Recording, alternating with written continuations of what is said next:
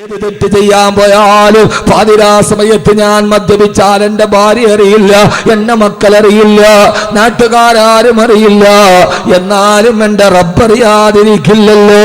കഹിനെ ലഗി ഹേ മേം sub Darwaza bandh കർ ഡാലാ ലേകിൻ ബന്ദ് ന ഹോ ഗയി ഇഖ്ദർ ഖുദാ വാലാ. ആരുടെ വാതിലടഞ്ഞാലും അല്ലാഹുവിന്റെ വാതിലടയില്ലല്ലോ. ഏത് സമയത്തും മനസ്സിലൊരു ചിന്ത വേണം, അല്ലാഹുവേ ഞാനിനി മദ്യപിക്കില്ല, ഞാനിനി പലിശ വാങ്ങിക്കില്ല, ഞാനിനി ചൂതാട്ടം നടത്തില്ല. കാരണം നീ എന്നെ കാണുകയാണല്ലോ, നീ എന്നെ കാണുകയാണല്ലോ.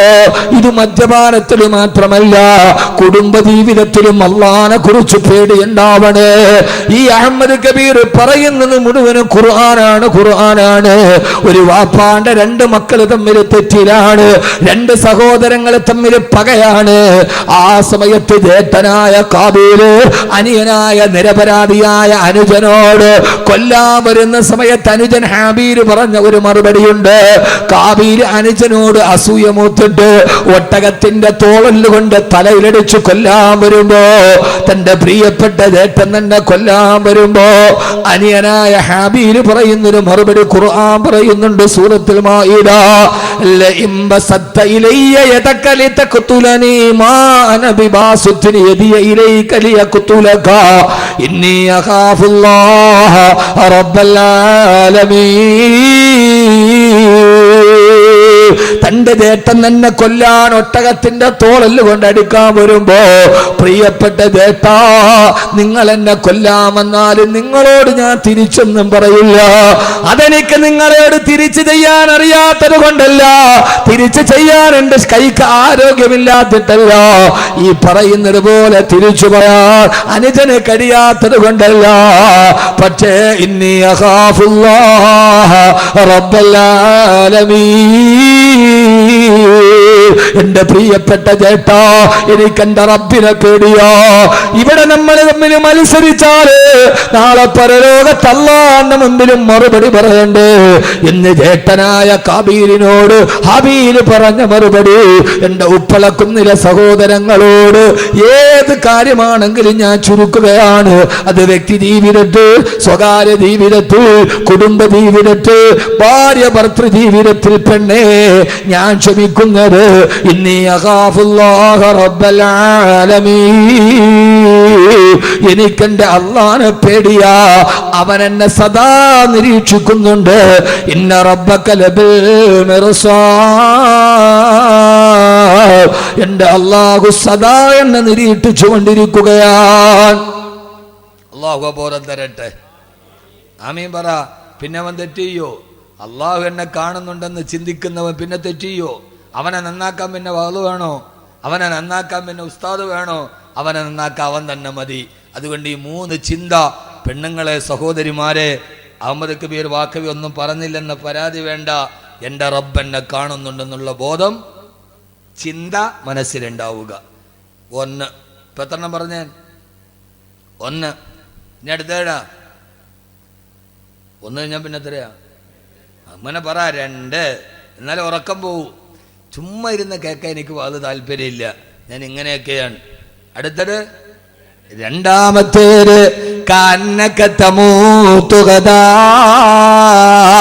അടുത്ത സമയം ഞാൻ മരിക്കുമെന്ന് ചിന്തിക്കുക. പിന്നെ വേറെന്താ വേണ്ടത്? അഹമ്മദ് കബീർ പോവുകയാണ് സലാം പറഞ്ഞ്. എൻ്റെയും നിങ്ങളുടെയും ചിന്ത, പറഞ്ഞവൻ്റെയും കേട്ടവൻ്റെയും ചിന്ത, അടുത്ത നിമിഷം ഞാൻ മരിക്കും. ഇതെൻ്റെ അവസാനത്തെ ഇശാ നിസ്കാരമാണ്. നാളത്തെ ഇശായ്ക്ക് ഞാൻ ഉണ്ടാവില്ല. അന്നത്തെ ഇശായ്ക്ക് എന്ത് തക്കവയായിരിക്കും? പടച്ചോനെ, ഇതെൻ്റെ അവസാനത്തെ സുബഹിയാണ്. ഞാൻ അടുത്ത സുബഹിക്ക് ഞാൻ ഉണ്ടാവില്ല. ആ സുബഹി എത്ര മനസാന്നിധ്യത്തോടെ നമ്മൾ നിർവഹിക്കും? അള്ളാഹു തൗഫീക്ക് നൽകട്ടെ. ആമീൻ പറ. ഞാൻ അതിനെക്കുറിച്ച് ഇന്നലെ സിറാജുദ്ദീൻ ഖാസിമി മരണമൊക്കെ പറഞ്ഞില്ലേ? ഇല്ലേ? പറഞ്ഞില്ലേ? അപ്പോൾ പിന്നെ ഇനി ഞാൻ പറയണ്ടല്ല? ഞാൻ പറയണോ? വേണ്ട. വേണ്ടല്ലോ? വേണോ? ചുമ്മാ വേണ്ടെന്ന് പറ. പിന്നെ വേണമെന്ന് പറഞ്ഞാൽ അങ്ങനെ ഒരു കണ്ണിച്ചോരയില്ലല്ലോ. എന്താ അബ്ദുൽ ഖാർ ഇങ്ങനെ ഇവര്? എൻ്റെ പഴയകാല സുഹൃത്താ, കണ്ടിട്ട് ഒത്തിരി ആളെ ഇപ്പോഴാണ് കാണും. ഇപ്പോൾ കണ്ടപ്പോൾ ക്യാമറ. മാഷാ അല്ലാഹു ബറക്കത്ത് ചെയ്യട്ടെ. അള്ളാഹു പ്രയാസങ്ങളൊക്കെ മാറ്റിത്തരട്ടെ. ഭാര്യ മക്കൾക്കൊക്കെ സുഖം തന്നെ. ഈ പണ്ടൊക്കെ സമയം ഉണ്ടായിരുന്നു, ഇപ്പോൾ സമയമില്ലാത്തതുകൊണ്ട് ആരും അങ്ങനെ കാണാൻ പറ്റില്ല. അപ്പോൾ അവർ പറയും ഇയാളൊക്കെ വലിയ ആളായി പോയെന്ന്. അങ്ങനെയല്ല, മനസ്സിലുണ്ട്. ഇപ്പം 3-4 വർഷമായി കണ്ടിട്ടല്ലേ, ഇപ്പോൾ കണ്ടോ, എൻ്റെ മനസ്സിൽ പേരോർമ്മയുണ്ടല്ലോ. അതാണ്. അള്ളാഹു സ്വീകരിക്കട്ടെ. അതുകൊണ്ട് മരണത്തെക്കുറിച്ച് ഇന്നലെ നന്നായിട്ട് കേട്ടു. ഞാൻ 2 വരി കവിത പാടിത്തരാം. 2 വരി കവിത, ഒരറബി കവിയുടെ 2 വരി കവിത. അത് മാത്രം മതി, വേറൊന്നും വേണ്ട, വേറെ കവിതയൊന്നുമല്ല. അറബി കവി വാഴ്ത്തപ്പെടട്ടെ. അദ്ദേഹത്തിന്റെ 2 വരി കവിത. ആ കവിത മതി മരണത്തെ കുറിച്ച് ജീവിതത്തിൽ ചിന്ത വരാൻ.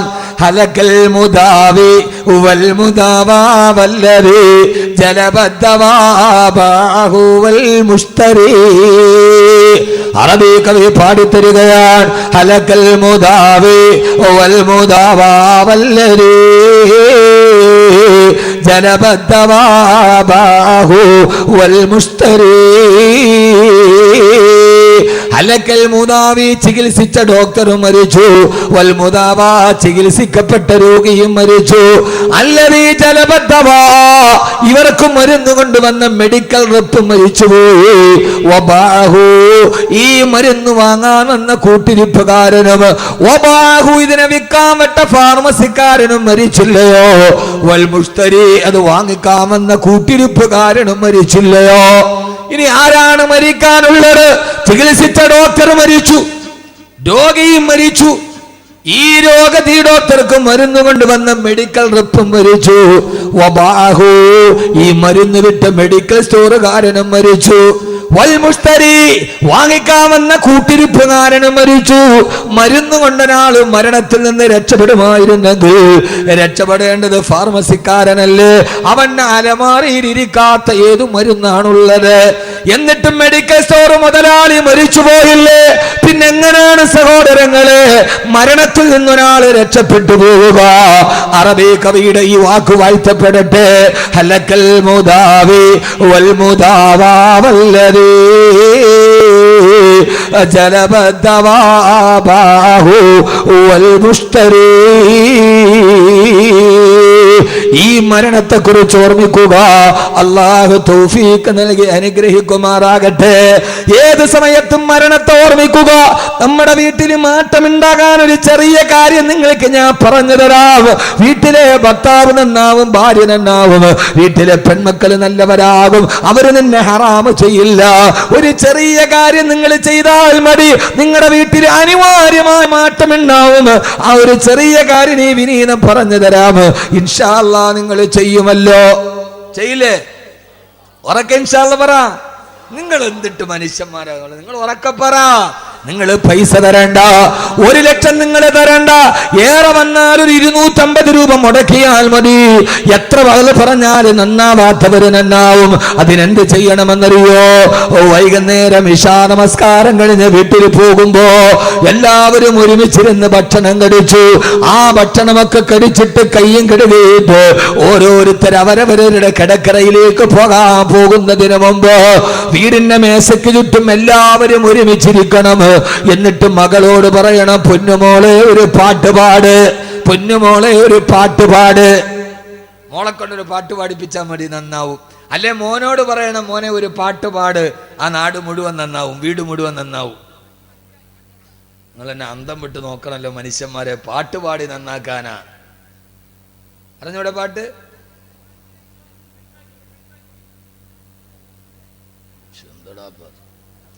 ഇവിടെ സീരിയസ് കാര്യം പറയുമ്പോൾ അവിടെ സൈഡാക്കിക്കോളി. നീ ബേഞ്ഞ് കീഞ്ഞ് പോവാനുള്ളതിന് ഇവിടെ നോക്ക്. മകളെ കൊണ്ട് എന്ത് ചെയ്യണം? ഒരു പാട്ട് പാടിപ്പിക്കണം. പഠിപ്പിക്കോ മകനെ കൊണ്ട്? ഏത് പാട്ടാ? മരണത്തെ കുറിച്ച് പാടണം. അല്ലാതെ ഇല്ല മറ്റേ പാട്ടല്ല, പ്രണയം. നീലരാവിൽ നഗ്നമേനികൾ നീലരാവിൽ ഉരസുന്ന സുഖമല്ലോ പ്രണയം. അതല്ല പ്രണയം എന്ന് പറഞ്ഞാൽ എന്താ? എനിക്ക് പറയാൻ ഉത്തരവുണ്ട്, പക്ഷെ പറയാൻ ഈ സ്ഥലം ശരിയാവല്ലാത്തതുകൊണ്ട് ഞാൻ പറയാതിരിക്കുകയാണ്. നമ്മുടെ മാപ്പിളപ്പാട്ട് വലിയ മുബാറക്കായിട്ട് ബിസ്മി പറഞ്ഞ് ഒതുവെടുത്തിട്ട് നമ്മളിട്ട് കേൾക്കണ മാപ്പിളപ്പാട്ടേരാ? നീലരാവിൽ നഗ്നമേനികൾ ഉരസുന്ന സുഖമല്ല പ്രണയം എന്നാരടാ മോനെ പറഞ്ഞത്? പരിപൂർണ നഗ്നമായ രണ്ട് ശരീരം തമ്മിൽ ഉരസുമ്പോൾ ഉണ്ടാകുന്ന വികാരമാണ് പ്രണയമെന്നാണ്. ഏത്? എനിക്കിപ്പോൾ എഴുതിയവൻ കേസ് കൊടുത്താലും ഡയറക്ടേഴ്സ് എനിക്കത് പുല്ലാണ്. അങ്ങനെയല്ലേ പാട്ട്? അങ്ങനെയല്ലേ? ഓ കഷ്ടം. മുത്തക്കീങ്ങളൊന്നും അറിഞ്ഞൂടാ അവർക്ക്. നിങ്ങൾ ഇരിക്കണ ഇരിപ്പ് കണ്ട ഇവർക്ക് ഇതൊന്നും അറിഞ്ഞൂടാ. മുത്തക്കീങ്ങൾ ഖുർആൻ മാത്രമേ അറിയാവൂ. മാപ്പിളപ്പാട്ടാണ്. മാപ്പിളപ്പാട്ട്. നഗ്നമേനികൾ നീലരാവിൽ ഉരസുന്ന സുഖമല്ല പ്രണയം എന്ന് പുതിയ കവി. എന്നാ പഴയ കവി എങ്ങനെയാണ്? കാമുകി ചോദിക്കാൻ രമണം പോലും പറഞ്ഞിട്ടില്ല. അങ്ങനെ രമണം പോലും, ചങ്ങമ്പുഴയുടെ രമണം പോലും പ്രണയത്തെ നിരാകരിക്കുകയാണ് ചെയ്തത്. കാനനച്ചോലയിൽ ആടുമേക്കാൻ ഞാനും വരട്ടെയോ നിന്റെ കൂടെ. ആരും കാണാത്ത കാനനച്ചോലയിൽ ചെറുപ്പക്കാരാ നിന്റെ കൂടെ ആടുമേക്കാൻ ഞാൻ വരട്ടെ എന്ന് ചോദിച്ചപ്പോ ചങ്ങമ്പുഴയുടെ രമണം മറുപടി പറഞ്ഞ എന്താ? പാടില്ല പാടില്ല, നമ്മൾ താനെ മറന്നൊന്നും ചെയ്തുകൂടാ. പഴയകാലത്തെ സിനിമാ പാട്ടിൽ പോലും നിങ്ങൾ എന്നെ ഓർക്കണ്ട, ബാക്കവി ഇപ്പൊ സിനിമാ പാട്ട് പറയണമെന്ന്. എൻ്റെ വായനയുടെ ലോകം വിശാലമാണ്. വിമർശനങ്ങൾ എനിക്ക് പേടിയേയില്ല. പഴയകാലത്തെ സിനിമാ പാട്ടിൽ പോലും പ്രണയത്തെ നിരാകരിച്ചിട്ടുണ്ട്. പുതിയ കാലത്ത് മാപ്പിളപ്പാട്ടിൽ പ്രണയം ലൈംഗികതയായി. ഇതാണ് നമ്മുടെ മക്കൾ കേൾക്കുന്നത്. ഇപ്പൊ മനസ്സിലായ? നമ്മളൊരു കാര്യത്തെക്കുറിച്ച് മനസ്സിലാക്കി പഠിക്കണ്ടേ?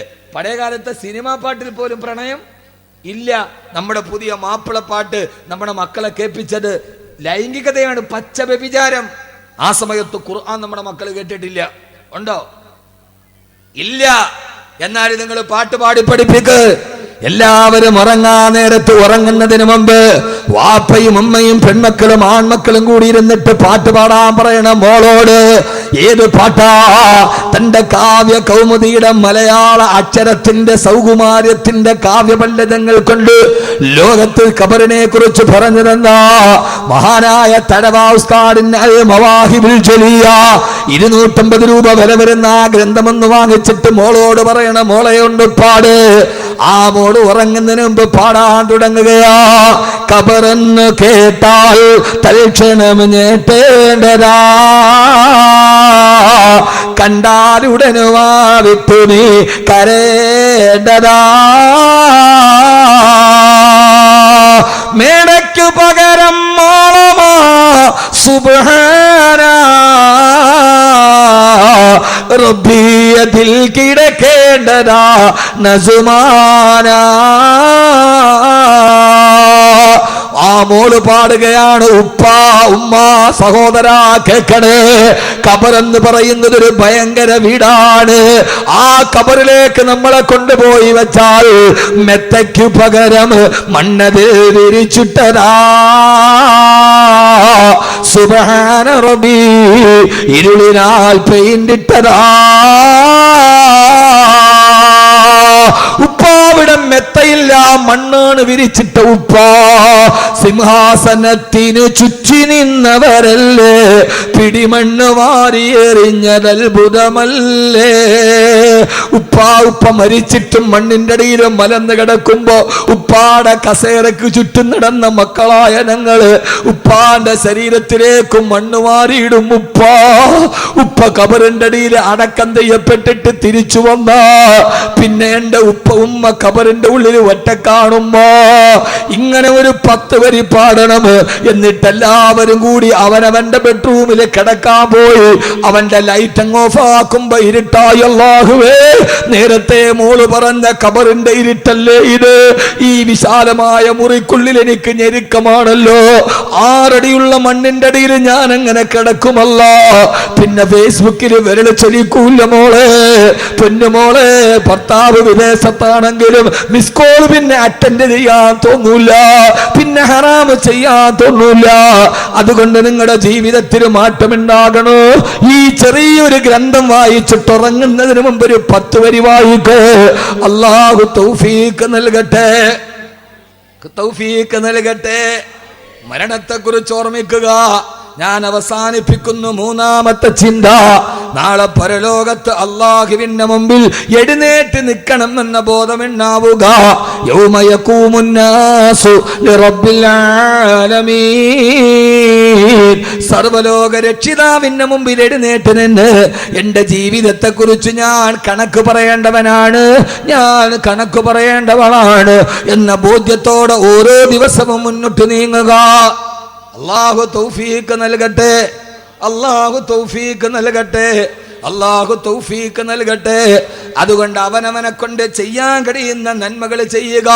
നാളെ പരലോകത്ത് അല്ലാഹുവിന്റെ മുമ്പിൽ എഴുന്നേറ്റ് നിൽക്കുമ്പോ അഹമ്മദ് കബീറെ നീ എന്ത് ചെയ്തെന്ന് ചോദിച്ചാൽ ആ സമയത്ത് പറയാൻ അല്ലാഹുവിനോട്, അല്ലാഹുവേ നീ പറഞ്ഞ ആയുസിന്റെ ഉള്ളില് എന്നെ കൊണ്ട് കഴിയുന്നതിന്റെ പരമാവധി ഞാൻ ചെയ്തിട്ടുണ്ടെന്ന് പറയാൻ ഒരു ചെറിയ മറുപടി പറയുവാനുള്ള വലിയൊരു ആഗ്രഹമാണ് ഹംദാൻ ഫൗണ്ടേഷൻ.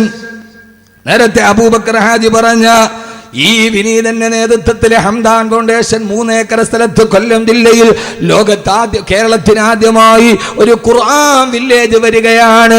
100ഓളം ഹാഫിളീങ്ങളുണ്ടവിടെ, 100ഓളം മാലിമീങ്ങൾ പഠിക്കുവാൻ പോകുന്നുണ്ടവിടെ. ഖുർആനിൽ പറഞ്ഞ മരങ്ങളുണ്ടവിടെ, ഖുർആനിൽ പറഞ്ഞ പഴങ്ങളുണ്ടവിടെ, ഖുർആൻ പറഞ്ഞ അത്ഭുതങ്ങളുണ്ടവിടെ.